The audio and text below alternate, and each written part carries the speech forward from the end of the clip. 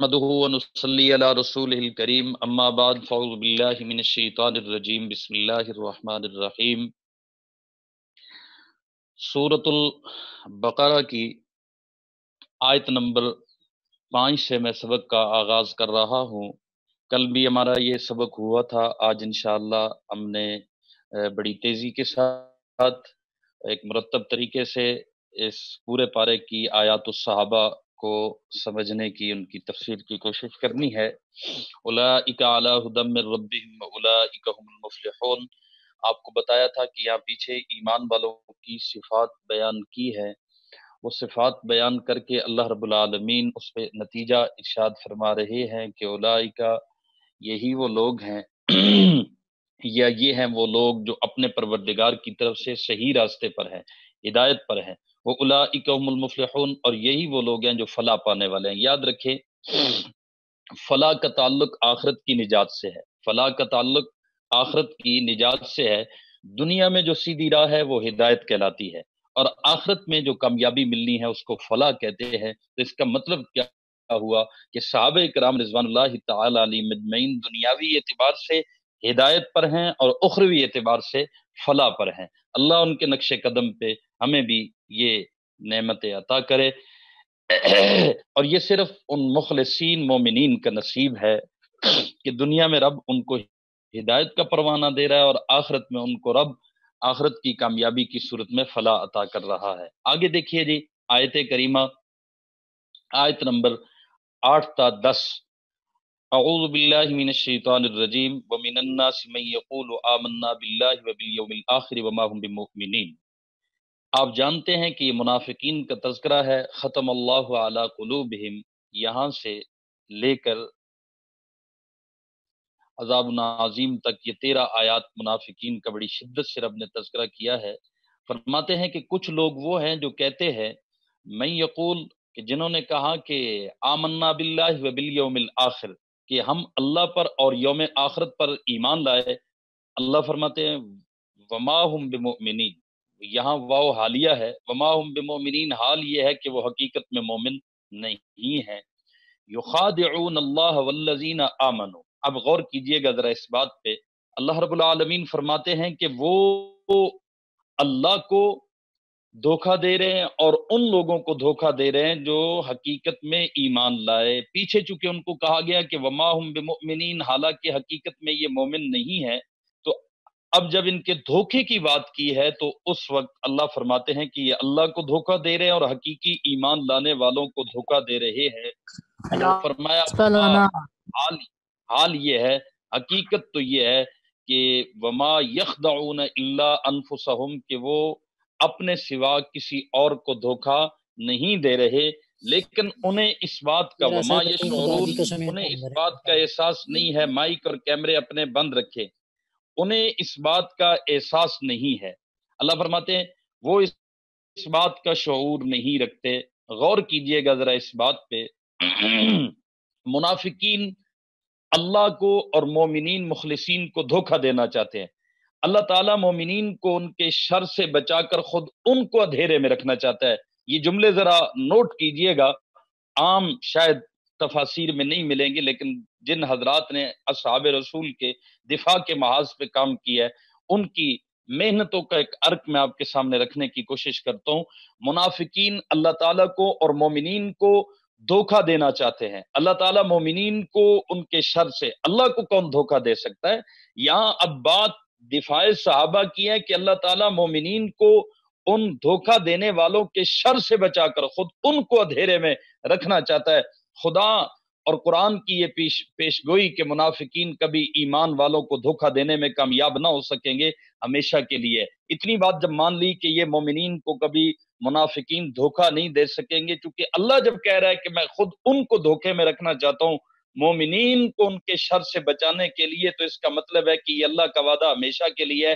یہ کبھی نہیں ہو سکتا کہ منافقین صحابہ پر، مخلصوں پر ایسا غلبہ پالیں کہ وہ ان پر حاکم بن جائیں۔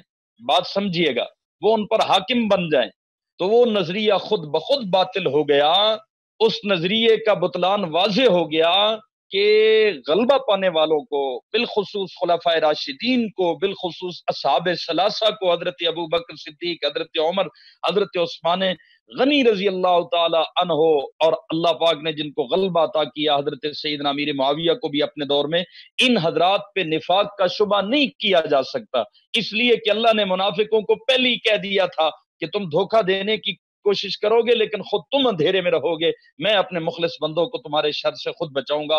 آپ نے یہ بات یاد رکھنی ہے، یخادعون اللہ والذین آمنوا وما یخدعون الا انفسهم کے ضمن میں انشاءاللہ عظمت صحابہ، دفاع صحابہ کے حوالے سے آپ ایک مضبوط وکالت کر سکیں گے۔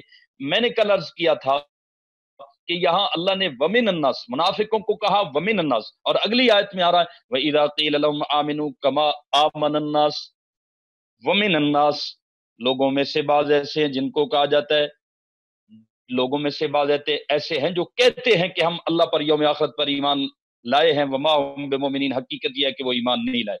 وَإِذَا قِيلَ لَهُمْ آمِنُوا، اور جب کہا جاتا ہے ان سے، انہی منافقوں سے جب کہا جاتا ہے آمنو کما آمن الناس، کے ایمان لاؤ جیسے کہ لوگ ایمان لائے، تو یہاں الناس کو من کے ساتھ ذکر کیا، منافقوں کا ذکر کرتے ہوئے، اور وہاں صحابہ کی بات تھی تو الناس کو مطلق رکھا ہے۔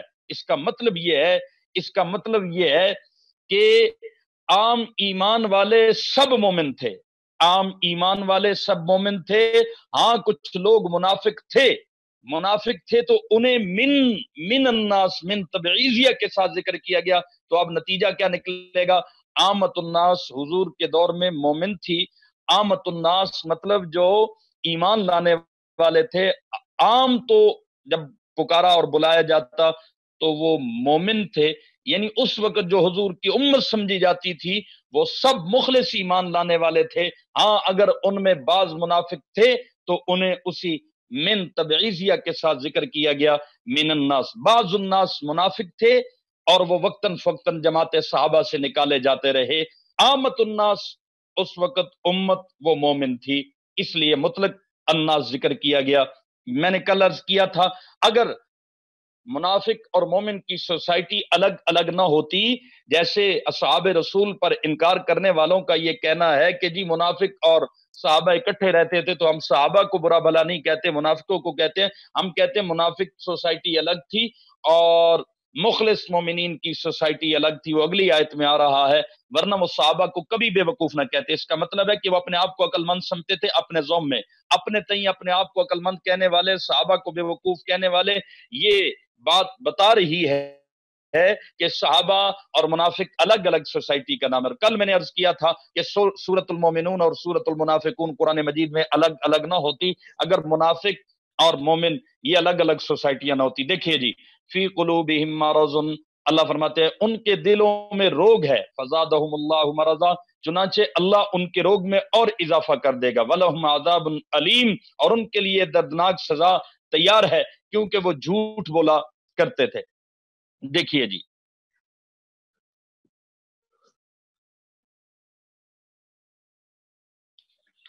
تو صحابہ کرام کے خلاف منصوبہ بنانے والوں کو اللہ رب العالمین نے یہ بتا دیا ہے کہ یہ منصوبے تمہیں پہ لوٹیں گے، صحابہ کا دفاع خود ان کا رب کرے گا، اللہ کو وہ دھوکہ کیا دے سکیں گے، لیکن مومن جو ان کے دھوکے میں آ سکتے تھے، خدا نے بتا دیا کہ ان کو، مومنین کو ان بدبختوں کے شر سے اللہ خود بچائے گا۔ اچھا جی، آگے چلیے، حضرت تھانوی رحمت اللہ تعالی علیہ فرماتے ہیں ان المعاملۃ مع اہل اللہ کہیہ مع اللہ، یہ جملہ اس کا معنی کیا ہے؟ مومنین کے ساتھ روا رکھا جانے والا سلوک در حقیقت اللہ کے ساتھ روا رکھا جانے والا سلوک ہے، اور من عاد علی ولی فقد آذنت بالحرب کے ضمن میں جو مومنوں کے ساتھ جنگ کرتا ہے کیونکہ وہ خدا والے ہیں، اللہ والے کہلاتے ہیں، اب جو ان سے جنگ کرتا ہے یخادعون اللہ والذین آمنوا وما یخدعون کے ضمن میں یہ بات آپ کی خدمت میں ہے۔ دیکھیے جی، آگے آیت کریمہ ہے، آیت الصحابہ جس کو ہم کہیں گے، آیت نمبر 13 تا 15، وَإِذَا قِيلَ لَهُمْ آمِنُوا كَمَا آمَنَ النَّاسِ، جب ان سے کہا جاتا ہے کہ تم بھی اس طرح ایمان لے آؤ جیسے دوسرے لوگ ایمان لائے، تو وہ کہتے ہیں کیا ہم بھی اس طرح ایمان لائیں، قَالُوا وَنُؤْمِنُ، کیا ہم بھی اس طرح ایمان لائیں، کما آمن السفہاء، جیسے بے وقوف لوگ ایمان لائے۔ اللہ فرماتے ہیں الا، خبردار، इन्नहुम बेशक वो कहने वाले वही, आगे हम कहकर फिर कहा वही, अस्सुफहा ये बेवकूफ है। तो इसका तर्जमा किया जाता है, खूब अच्छी तरह सुन लो कि यही लोग बेवकूफ हैं, वलाकिन ला यालमून, लेकिन ये जानते नहीं है। अगर ये शऊर रख लें, जान लें, तो फिर इनको अंधेरे में रखना कैसा होगा, अंधेरे में कैसे रखे जा सकते हैं। इसलिए वक्ती तौर पे इनका शऊर भी, इनका इल्म भी जवाब दे जाता है, जिसकी वजह से ये धोखे, अंधेरे और अपने बनाए हुए ख्यालात उसमें गुम रहते हैं। ये तो जब गर्द हटेगी उस वक्त खुलेगा कि खोटा कौन है, खरा कौन है। देखिए मेरे अजीज भाइयों, मुनाफिकों को क्या कहा गया कि ईमान लाओ, और ईमान लाने में नमूना किसको बनाओ। ये नुक्ते छोटे छोटे होते हैं, लेकिन आपने याद रखना है, इससे बातिल की, शुकूक व शुबहात की इमारत अज खुद गिर जाती है। मुनाफिक उनको अल्लाह रब्बुल आलमीन ने क्या कहा कि साबिकीन और अव्वलीन जैसा ईमान लाओ, उन जैसा ईमान लाओ। ये तभी कहा जा सकता है कि उनका जाहिरी ईमान ही, सहाबा का जाहिरी ईमान ही उनके अंदर की खबर हो।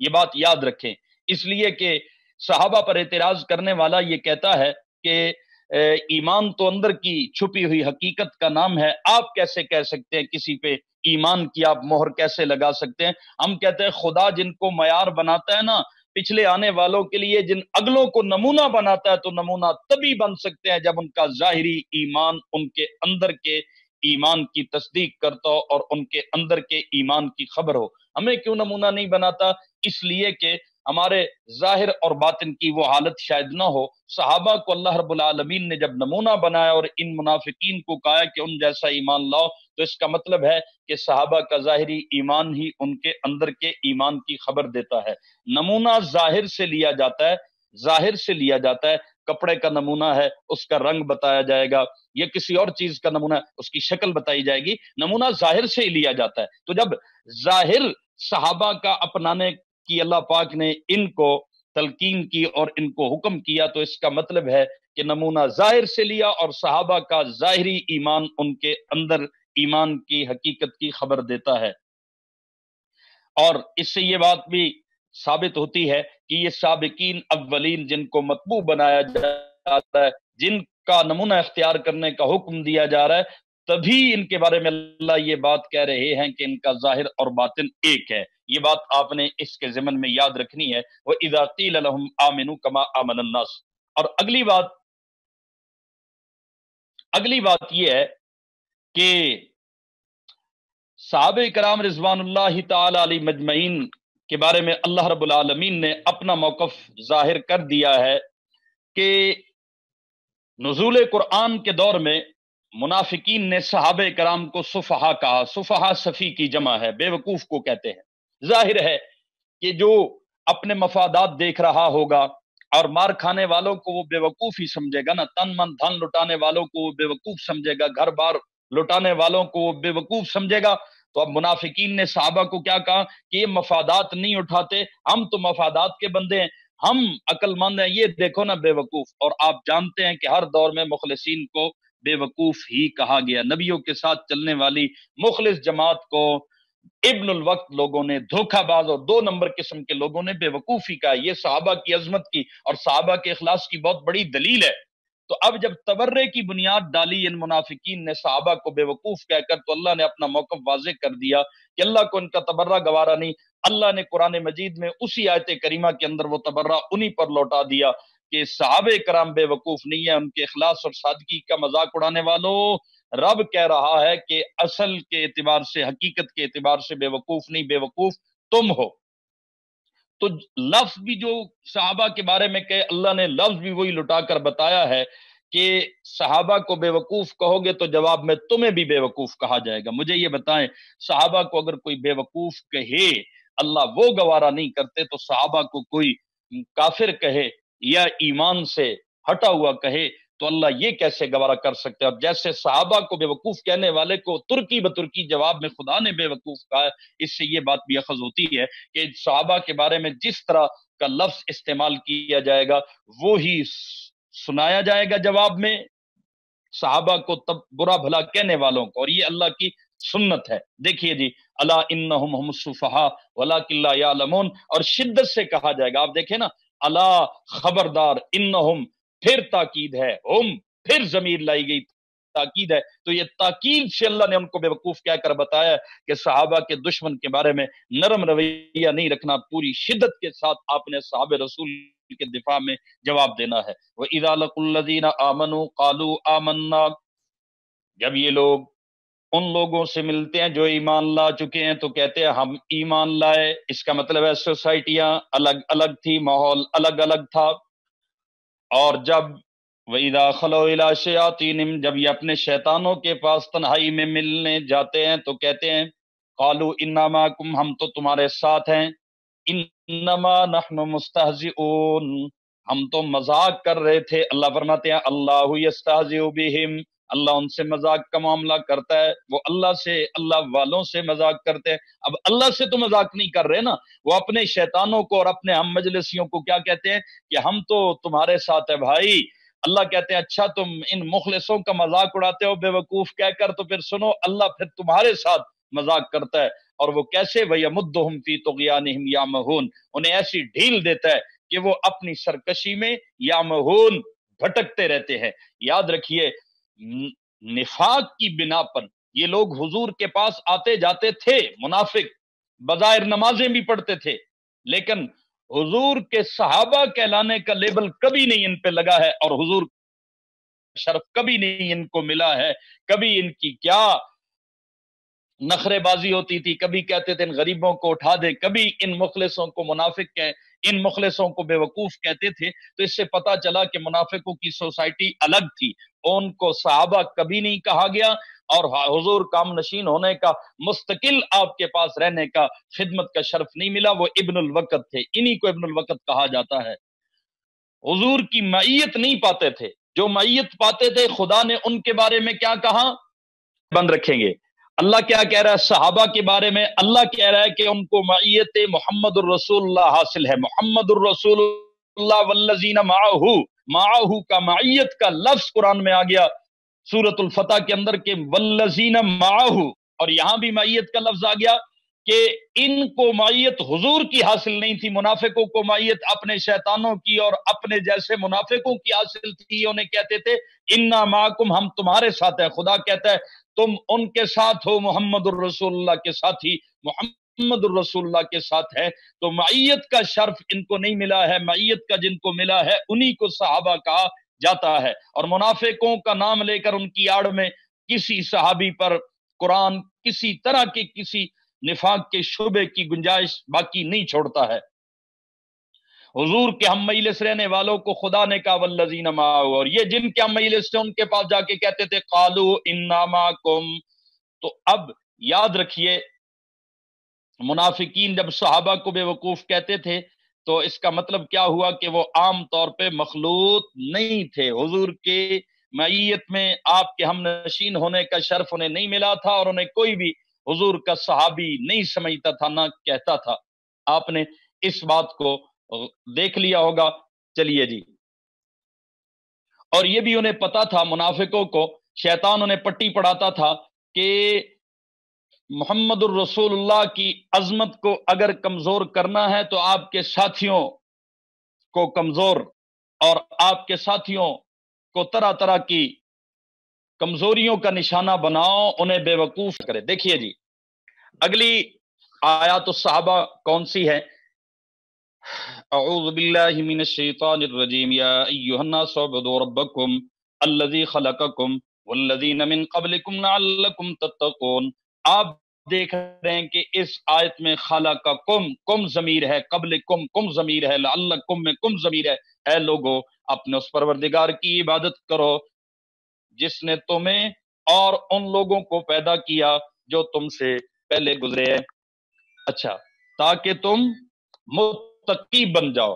اللہ فرماتے ہیں تاکہ تم متقی بن جاؤ، تو اس کا مطلب ہے کہ جب خدا نے یہ کہا اور پھر انہی کو اولئک هم المتقون کہا، تو مراد یہی ہے کہ صحابہ کو اللہ نے تقوی کا کہا اور انہوں نے تقوی اختیار کر کے دکھایا ہے۔ تو اس آیت کریمہ کا جو پہلا انسانوں کو حکم ہے سورۃ البقرہ میں، یا یوناس کے الفاظ سے اس کا مصداق بھی صحابہ کرام رضوان اللہ تعالی علیہ مجمعین ہے، اور اللہ ان سے براہ راست خطاب کرتے ہوئے فرماتے ہیں الذی جعل لکم الارض فراشا، وہ پروردگار جس نے تمہارے لیے زمین کو بچھونا بنایا، والسماء بناء، اور آسمان کو چھت بنایا، وانزل من السماء ماء، اور آسمان سے پانی برسایا، فاخرج به من الثمرات رزقا لکم، پھر اس کے ذریعے تمہارے رزق کے طور پر پھل نکال دے۔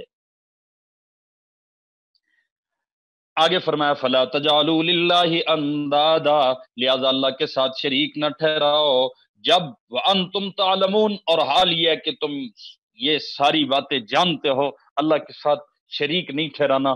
صحابہ کرام نے اللہ کی ان گواہیوں کی لاج رکھ کے دکھایا ہے۔ تو اب یہاں سے ہمارا استدلال کیا ہے کہ اللہ کے اس پہلے حکم کے مخاطبین مخاطب اولین کون ہے؟ وہ صحابہ کرام رضوان اللہ تعالی علیہ مجمعین ہے۔ اللہ کے کلام کے مصداق اور مخاطب اولین وہی ٹھہرے۔ آگے آیت کریمہ دیکھیے 25 نمبر آیت، اعوذ باللہ من الشیطان الرجیم وبشر الذین آمنوا وعملوا الصالحات ان لهم جنات تجری من تحتها الانہار، اللہ فرماتے ہیں ان کو خوشخبری دے دو، ان کو خوشخبری دے دو، وبشر الذین، کن لوگوں کو؟ الذین آمنوا، جو ایمان لائے، وعملوا الصالحات، اور انہوں نے نیک عمل کیے۔ کس چیز کی خوشخبری دے دو؟ ان لهم جنات تجری من تحتها الانہار، کہ ان کے لیے ایسے باغات ہیں، تیار ہیں باغات کے جن کے نیچے نہریں بہتی ہوں گی۔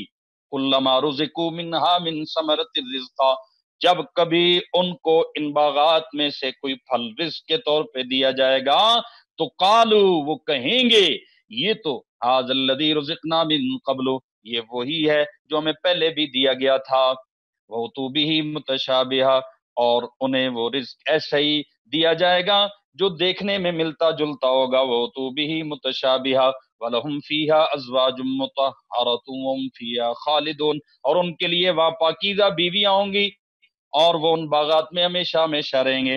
یہاں سے ہم پاک پیغمبر کی جو صحابیات ہے، صحابہ کرام کی گھر والیاں ہیں، اور بالخصوص حضور کی اپنی گھر والیاں ہیں، ان کو ازواج مطہرات جو کہا جاتا ہے، آپ اس پہ نشان لگا لیجئے، وہ اس آیت کریمہ کی روشنی میں کہا جاتا ہے کہ وہ ازواج مطہرات حضور کے جنتی ہونے میں جو بدبخت شبہ کرتا ہے وہ کائنات کا بڑا جہنمی ہے، جو حضور کے جنتی ہونے میں شبہ کرتا ہے۔ تو جنتیوں کے بارے میں اللہ نے جو اعلان بتایا ہے اپنے قرآن میں، اس کی روشنی میں جو حضور کی ازواج کو ازواج مطہرات نہیں مانتا وہ بھی اسی طرح کا جہنمی ہے۔ یاد رکھیں سورۃ البقرہ کے بارے میں نے آپ کو بتایا تھا، یہ 2 ہجری میں نازل ہوئی، اور یہ والے سیغے جو ماضی کے آمنو عاملو، یہ کیا ہے؟ یہ بتا رہے ہیں کہ 2 ہجری میں مدینہ طیبہ جب شروع میں صحابہ کرام پہنچے ہیں، اس سے پہلے ماضی کے سیغے سے اللہ نے ان کا ذکر کر کے یہ بتا دیا کہ بہت سے خوش نصیب لوگ ایسے تھے کہ ماضی کے سیغے کے ساتھ اللہ نے جن کے ایمان اور اعمال صالح کی گواہی دی ہے۔ اس آیت سے آپ آگے دیکھیے آیت نمبر 26، اعوذ باللہ من الشیطان الرجیم ان اللہ لا یستحی ان یضرب مثلا ما بعوضۃ فما فوقها، بے شک اللہ اس بات سے نہیں شرماتا کہ وہ کسی بات کو واضح کرنے کے لیے کوئی بھی مثال دے، کوئی بھی مثال دے، مثلا ما بعوضہ، مثال دے چاہے وہ مچھر کتنی معمولی چیز ہے اس کی مثال کیوں نہ ہو، یا کسی ایسی چیز کی جو مچھر سے بھی زیادہ معمولی ہو۔ مچھر سے زیادہ کا مطلب یہ نہیں کہ مچھر سے زیادہ باعزت ہو اور تکریم والی ہو، زیادہ کا مطلب ہے معمولی ہونے میں زیادہ ہو۔ فَأَمَّا الَّذِينَ آمَنُوا، اب فرمایا وہ لوگ جو مومن ہیں وہ خوب جانتے ہیں، فَيَعْلَمُونَ أَنَّهُ الْحَقُّ مِن رَّبِّهِمْ، کہ یہ مثال ایک حق بات ہے جو کس کی طرف سے آئی ہے؟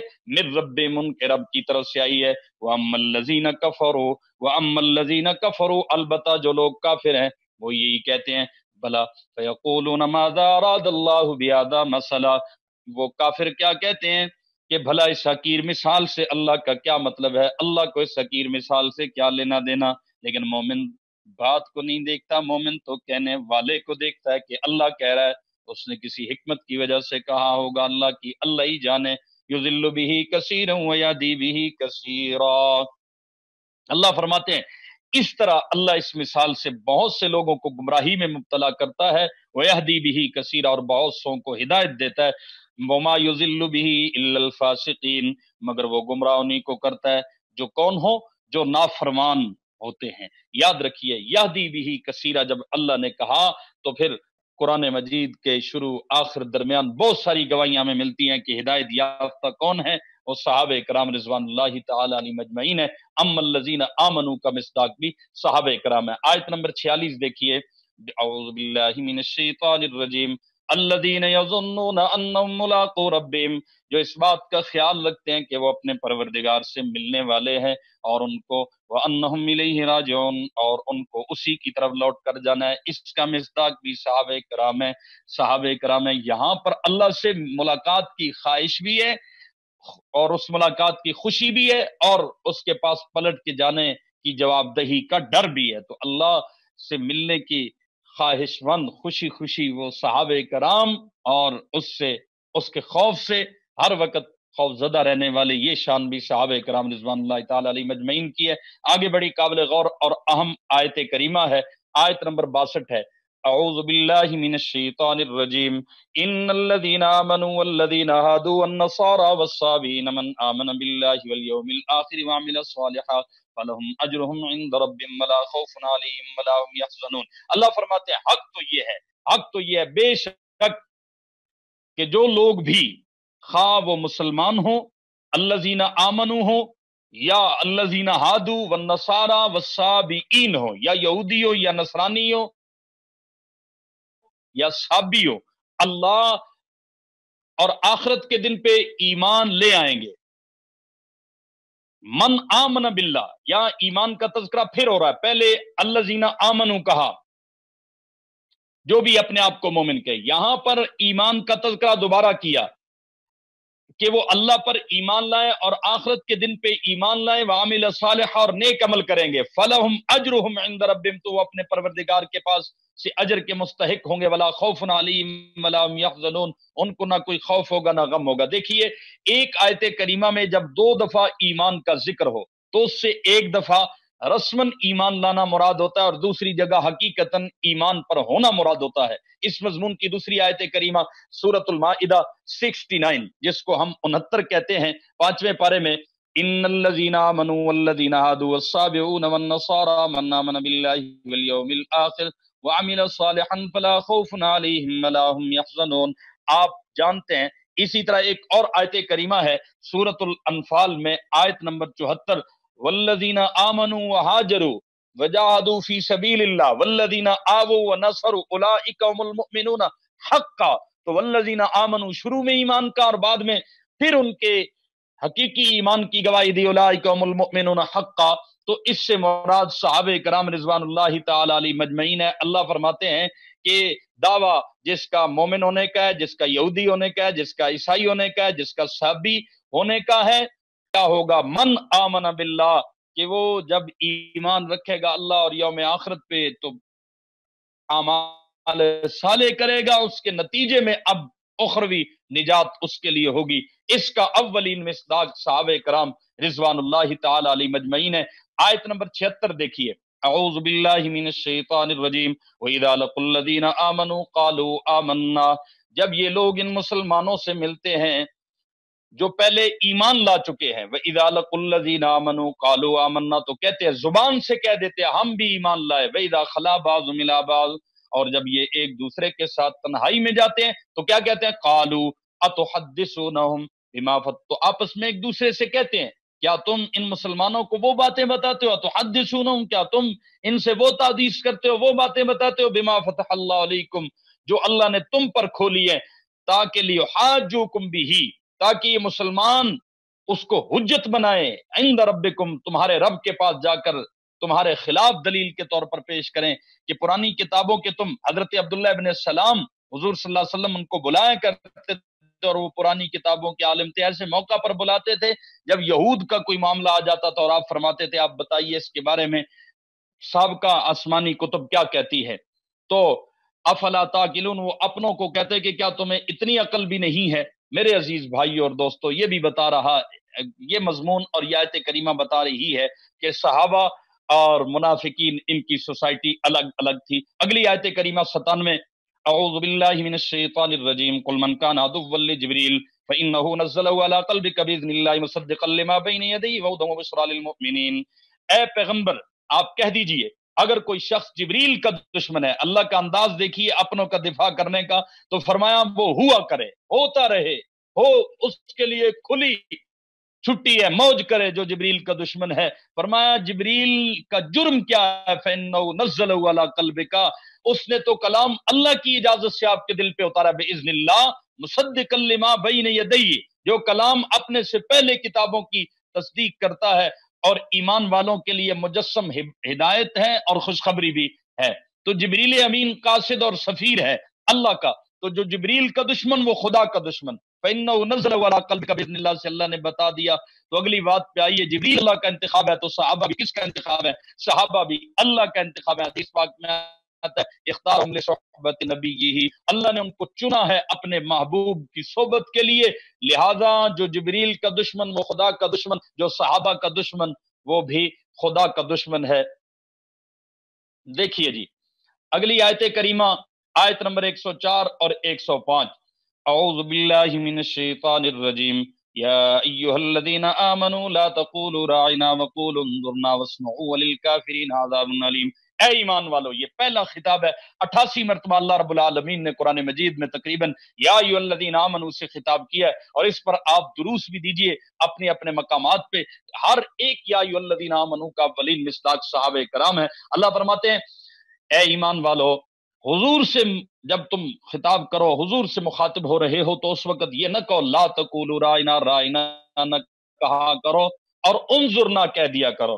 آپ اس کی تفصیل جانتے ہیں، شان نزول جانتے ہیں کہ یہودی راعنا کہہ کر ان کے مقاصد کیا ہوتے تھے کہ راعنا راعی چرواہے کو کہتے ہیں۔ صحابہ کرام رضوان اللہ تعالی علیہ مجمعین مختلف احکامات میں یہ بعض حضرات نے کہا اور حضور نے ان کی تربیت کی، اللہ نے تربیت کا انداز خود بتایا ہے۔ بعض حضرات نے کہا آپ ہمارے اوپر رعایت کیجیے۔ اب یہودی اپنے طور پہ خوش ہوتے کہ ہمارا مطلب تو اس سے یہ ہوتا ہے، اور انہوں نے بھی کہنا شروع کر دیا۔ تو اللہ نے انداز بتایا کہ انظرنا، اس سے پتہ چلا صحابہ دور تربیت میں ہوں تو خدا ان کی خود اپنے محبوب سے تربیت کراتا ہے، اور اس وقت کی غلطیاں شمار نہیں ہوتی، وہ صحابہ کی عزت و عظمت کا باعث بن جاتی ہے۔ واسمعوا، اور سنا کرو، وللکافرین عذاب علیم، اور وہ جو بدبخت نیت کے گندے ہیں، اندر کے گندے ہیں، فرمایا ان کافروں کے لیے دردناک عذاب ہے۔ ما یود الذین کفروا من اہل الکتاب والمشرکین، کافر لوگ خواہ اہل کتاب میں سے ہوں یا مشرکین میں سے ہوں، وہ یہ پسند نہیں کرتے کہ تمہارے پروردگار کی طرف سے کوئی بھلائی تم پر نازل ہو۔ اللہ بتا رہے ہیں کہ میں تمہاری جو اصلاح اور تربیت کر رہا ہوں وہ یہ پسند نہیں کرتے کہ ینزل علیکم من خیر من ربکم واللہ یختص برحمتہ، حالانکہ اللہ جس کو چاہتا ہے اپنی رحمت کے لیے مخصوص فرماتا ہے۔ اس سے بھی پتہ چلا کہ صحابہ اللہ نے چن لیے ہیں، صحابہ کو اللہ نے مختص کر لیا ہے۔ واللہ ذو الفضل العظیم، اور اللہ فضل عظیم کا مالک ہے۔ میرے عزیز بھائی اور دوستو، آپ نے صحابہ کرام رضوان اللہ تعالی علیہ مجمعین کے دفاع میں ان آیات کو دیکھنا ہے، اور جب منزل پڑھی جا رہی ہو، یہ منزل تو اکثر جگہ پہ پڑھی گئی، آپ نے کم کی ضمیروں پہ غور کرنا ہے کہ کم سے مراد کون ہے اور خدا کن کی تربیت۔ ان ينزل علیکم من خیر من ربکم، یہ مراد صحابہ کرام رضوان اللہ تعالی علیہ اجمعین ہے۔ آگے آیت نمبر 108 تا 110 ہے، اس کو بھی ہم انشاءاللہ دیکھیں گے۔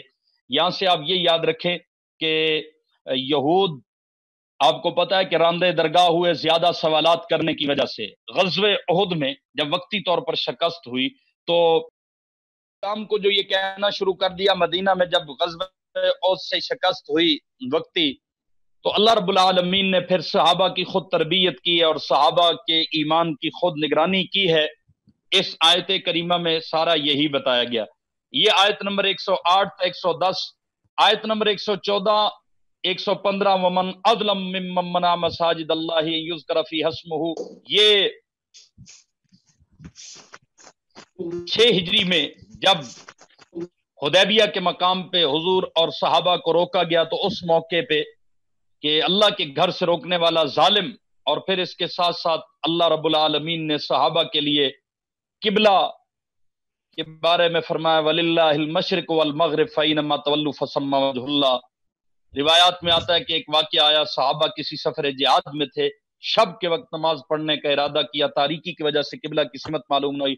اللہ، میں ایک جملہ کہنے لگا ہوں، میرے اللہ تو نے صحابہ کی اندھیروں میں بھی نگرانی کی ہے، تو نے صحابہ کی روشنیوں میں بھی نگرانی کی ہے، ان کی کیسا تربیت کا سامان اللہ نے کیا ہے۔ آپ نے یہ آیت بھی دیکھنی ہے، 121 نمبر آیت، الذین آتیناہم الکتاب یتلونہ حق تلاوتی اولئک یؤمنون بہ۔ یہ الذین آتیناہم الکتاب یتلونہ حق تلاوتی، اس کا مصداق صحابہ کرام رضوان اللہ تعالی علیہم اجمعین ہے۔ واتقوا،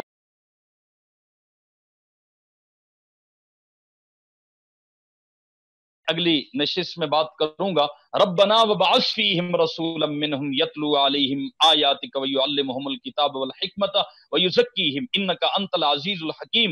یہاں پر اللہ جو حضور کو ڈیوٹیاں سپرد کر رہے ہیں، اللہ پاک حضور اکرم صلی اللہ علیہ وسلم کو جو ذمہ داریاں عطا کر رہے ہیں، وہ ساری ذمہ داریاں میرے اور آپ کے پاک پیغمبر نے پوری کر کے دکھائی ہے، تو جماعت صحابہ کرام رضوان اللہ تعالی علیہ مجمعین پہ دکھائی ہے۔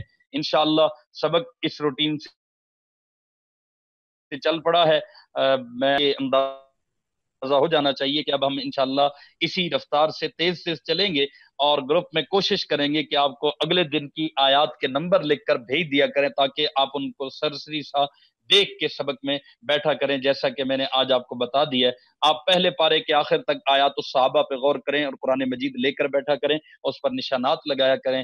اللہ میرا آپ سب کا حامی و ناصر ہو۔ ایک دوسرے کے لیے ضرور ان لمحات میں آپ نے دعا کرنی ہے۔ ربنا آتنا فی الدنیا حسنہ وفی الآخرۃ حسنہ وقنا عذاب النار، یا حی یا قیوم برحمتک نستغیث، استغفر اللہ ونتوب الیہ، صلی اللہ تعالی علی خیر خلقہ محمد وآلہ واصحابہ اجمعین برحمتک یا ارحم الراحمین۔